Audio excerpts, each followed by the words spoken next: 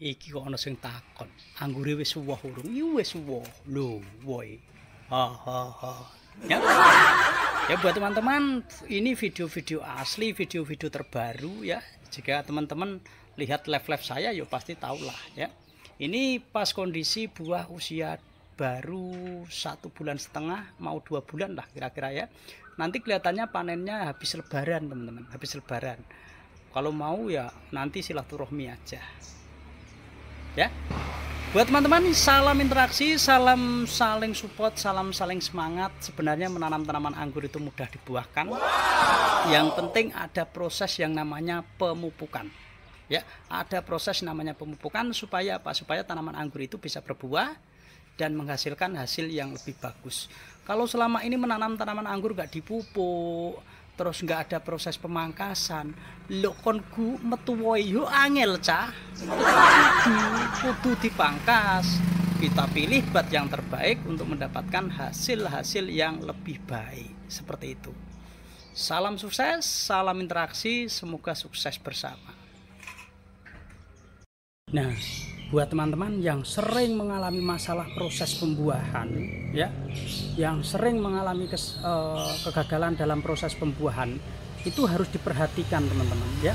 Ketika kita menanam tanaman anggur ya, media tanam itu harus tepat, sinar matahari harus bagus ya, disesuaikan dengan kebutuhan tanaman, dan pemupukan ini juga penting ya.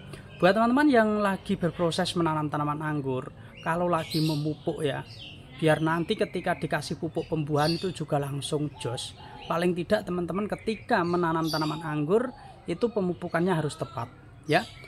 Tanaman anggur yang mudah dibuahkan ketika di masa-masa vegetatif menuju ke generatif itu paling tidak pupuk fosfatnya harus tercukupi.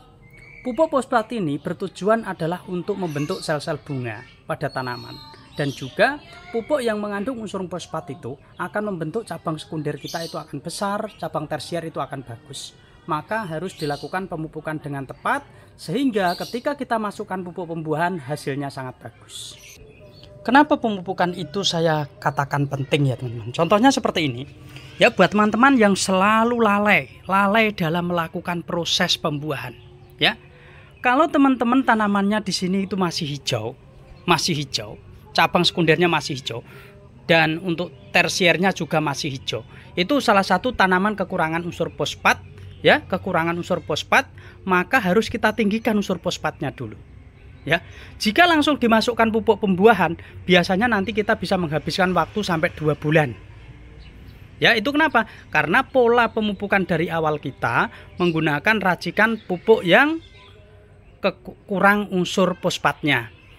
Dan tanaman yang seperti itu, vigor dan sebagainya, tetapi masih hijau, itu biasanya tanaman ciri-ciri ketinggian unsur nitrogen. Maka untuk membentuk pada cabang-cabangnya itu biar cepat coklat, membengkak dan sebagainya, itu membutuhkan unsur fosfat.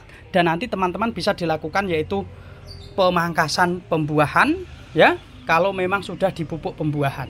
Kalau unsur fosfat sudah tercukupi, kita masukkan pupuk pembuahan, saya jamin hasilnya bagus.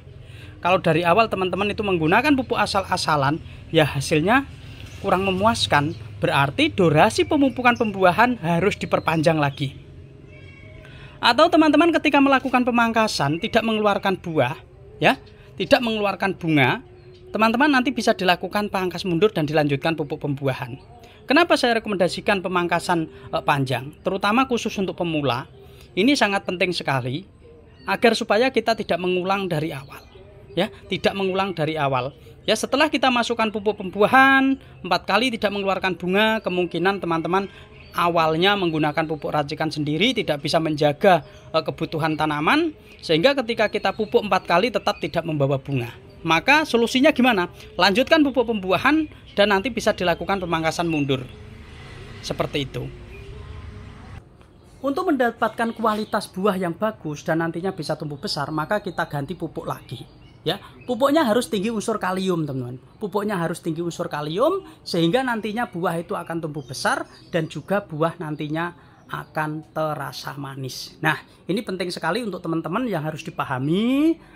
Jangan sampai ketika kita membuahkan tanaman anggur gagal dan lain sebagainya, itu faktor apa?